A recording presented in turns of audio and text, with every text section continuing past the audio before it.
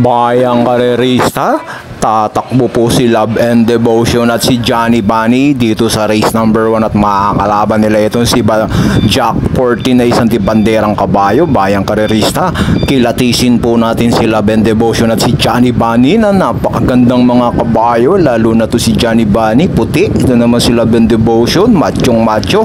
Tignan po natin, bayang karerista, Love and Devotion at Johnny Bunny.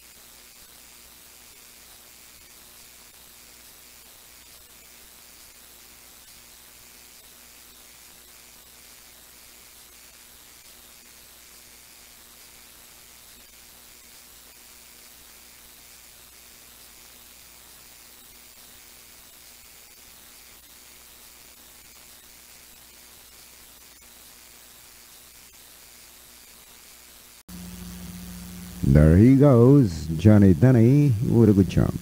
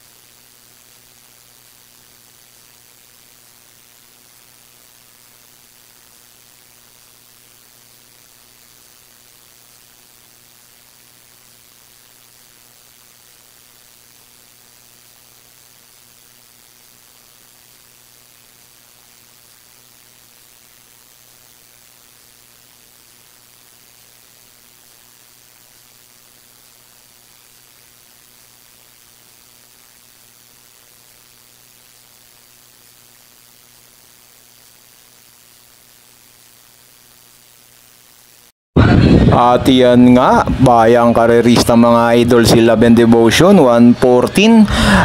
Si Love and Devotion, nakita nyo, ganda diba? Bayang karerista, hindi pa yan ang totoo niyan.